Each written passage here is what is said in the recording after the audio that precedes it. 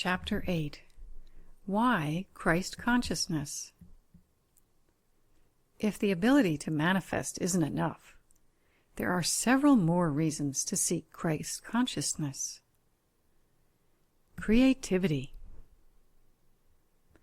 Animals, plants, and other living beings are not able to create as we do.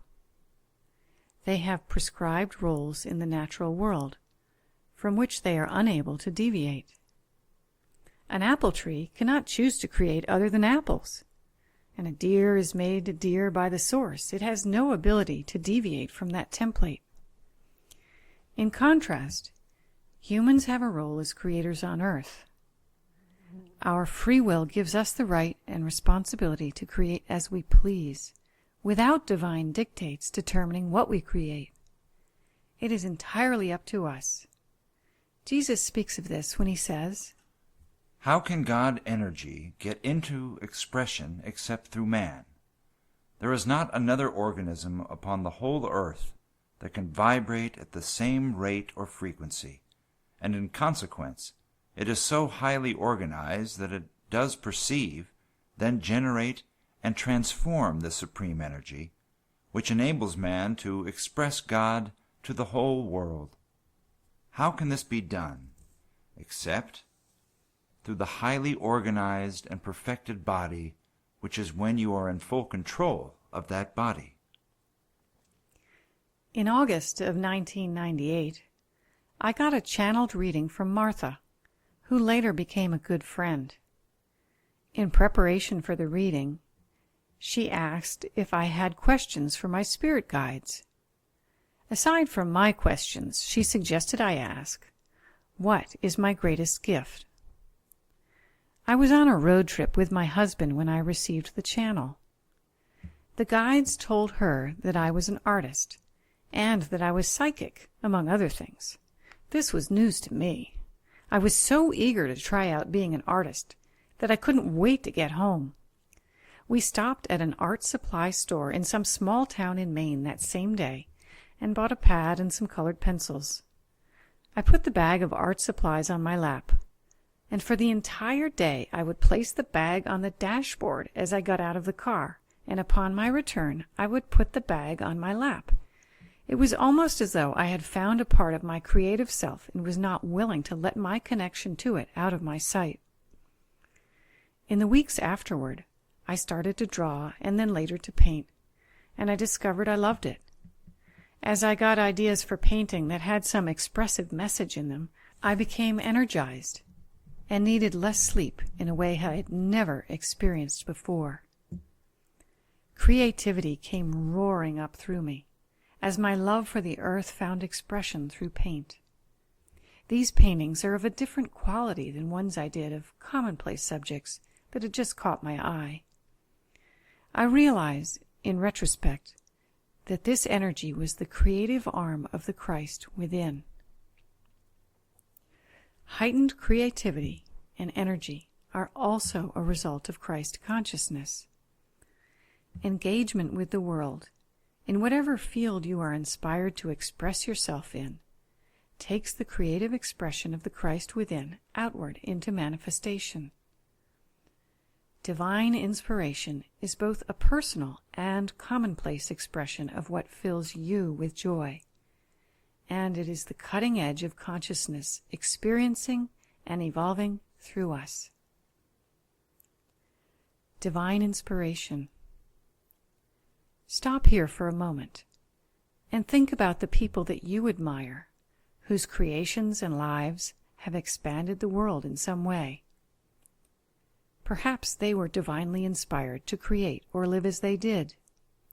People like Ludwig van Beethoven, Winston Churchill, Leonardo da Vinci, Amelia Earhart, St. Joan of Arc, Helen Keller, Claude Monet, Maria Montessori, Georgia O'Keeffe, Sacagawea, William Shakespeare, Harriet Beecher Stowe, and Mother Teresa surely were. Where in your life do you express divine inspiration? What brings you joy? Happiness.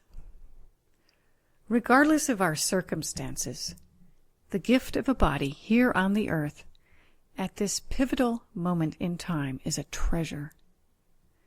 If the universe has a lottery, you have won it, because it is from within a body that we have experiences that help us to evolve our consciousness. Through our lives' experiences, we become motivated to evolve. A more highly evolved person suffers less and has more choices in how to respond to life. Think of when you have felt anxious, frustrated, or angry, and think of the choices you were able to make in that moment. Most likely, they were reactive and limited. Then, think of a time when you were feeling joyful, loving, or accepting, and recall the choices open to you at that time. If you practice this awareness, you will see that the higher emotions consistently offer you more choices in the range of responses you are capable of. Your life is happier when you have Christ consciousness, not necessarily because your outer circumstances have improved, but because of the change in your perspective and attitude. The opportunity to transcend reincarnation.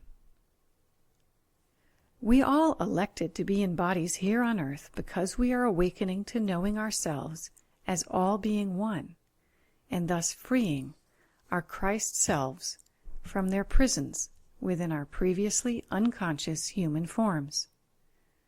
So the answer to why Christ consciousness is that our souls have already chosen it and have been working toward it for many, many lifetimes, trying to get to this one. Our awakened consciousness is the engine that allows us to evolve at speeds much faster than would be otherwise possible.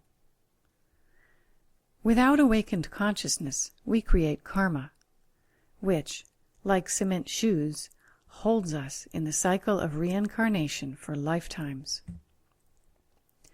Both our personal karma and humanity's collective karma hold us captive to reincarnation. In Christ consciousness, we don't create additional karma. I received this from Jesus in 2010. The transcendence of reincarnation is a possibility when the one source is the only reference for an individual. No longer must one choose to see life as imperfect, and oneself, too, as imperfect. There can be a transcendence of incarnation through the unification of self with all that is. All that one must take from this is an understanding that as one applies and lives the one truth, this reincarnation will no longer have its magnetic hold on you. The transition to the non-physical world, or death, is a timeless and spaceless passage. It only offers the one moment. There is no past or future, because there is no physical form. So it would be logical that being in Christ consciousness at the moment of death would offer a baseline from which our next lifetime might be vibrationally built. This makes sense in a world where the vibration, consciousness, we have in any moment is the point from which we are creating. The fact that yesterday we were in Christ consciousness may not help us if we die today. Not knowing when or if we might be whisked from our bodies, why not start being unified with all that is right now? A next lifetime insurance policy. Self-compassion. Self-compassion is key. I often think of this when I've lost myself in a reactive tirade. I awake to the present moment, clean up my energetic offering, and my human nature wants to criticize myself for my reaction. But that is a trap that has caught me too often. I try to remember that the only thing that matters is how I am right now, because this now is creating the future. Surprisingly, self-compassion is the bridge to the future world, where I can be less reactive. If I chastise myself, I return to the past and just send myself around the same loop again. Whereas if I see through the eyes of Christ and realize reactivity is a human pattern that we all struggle with, not mine alone, I can find compassion for myself, make amends to anyone I harmed, and move on. Christ consciousness is what we are already searching for. A physical lifetime is a constant search for something that will satisfy us in a deep and lasting way. We aspire to job, financial, relationship, and lifestyle goals in the expectation that they will make us happy for good. Until we are conscious of our union with the One, which is and always has been, we will continue to search in all the wrong places for what we mistakenly think will make us happy. Reunion with our divine selves, the embodiment of the Christ within us, is the only thing that can make us truly happy. Divinity is hiding within us and in everything around us. All we need to find it is to know it is there and to act from that knowledge. Divinity is a master of disguise. So how do we find it? When we act as if it is there, it appears. When you act as though everything around you is divine, divinity reveals itself to you. Seeing the sacred. I was hurriedly opening a bag of frozen peas on Christmas Day 2010. The bag burst open and peas flew everywhere. I knew I had been rushing and felt grateful for the reminder to slow down, come back into the moment. I put the bag down, lowered myself to my knees, and started picking up the peas. I picked them up one at a time with each hand, seeing them and the act of gathering them as sacred. It isn't necessarily the grand acts that bring the Christ into form. It's the little ones too. When we do things in a sacred manner, as though touching the divinity, the results of those actions carry that same sacred energy. That's why food cooked with love tastes better. I don't remember whether the divine peas got rinsed and put in the pot. Stop reading for a moment and imagine that something or someone nearby is divine or sacred and precious. As you make this shift in perspective, what changes do you observe in your body? How do you feel? What do you know about the thing you are seeing as sacred? The mantle. I bet you didn't know there was a uniform for Christ consciousness. It's invisible. Mantle. Definition. Noun. Number 1. A loose, sleeveless coat worn over outer garments. Number 2. Anything that covers, envelops, or conceals. The mantle of Christ is what one energetically wears in the consciousness of the Christ self. Unseen, but not unfelt, the mantle holds a powerful gentility, a focused compassion, a loving demeanor. Not only is this mantle a true and tangible, energetic thing, but also it is a gift for those who come near it. Not only is there an emanation of the Christed source energy from this mantle, but also there is a gift of lifting upward for those who pass nearby.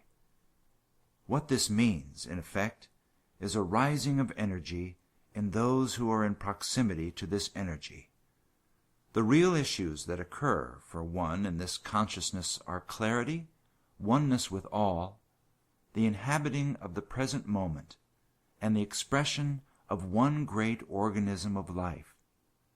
That one is a tiny fractal perspective of life, and everything around one is the rest.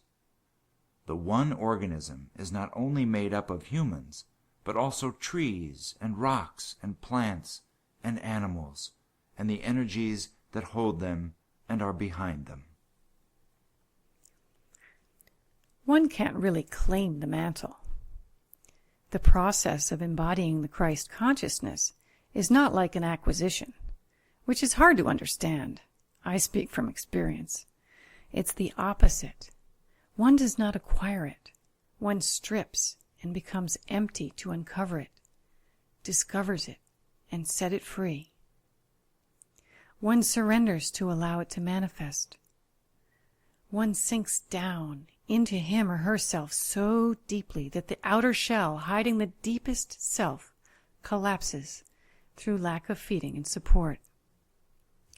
Baird Spalding explains this quite clearly when he says, "The trouble with the masses of humanity today is that they are trying to become something that is already right within.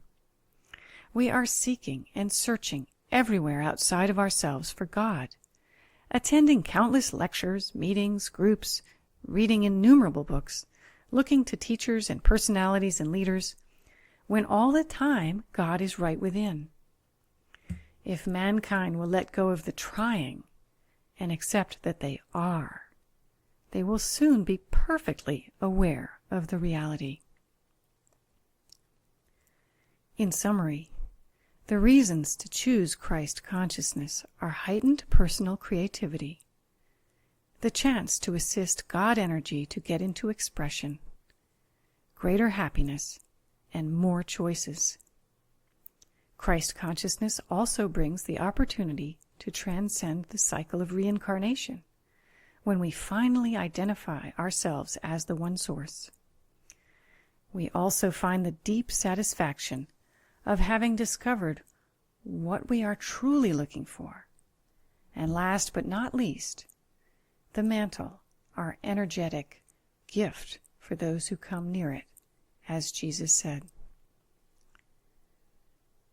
The next stop on our journey is the discovery of how we travel from human consciousness to Christ consciousness.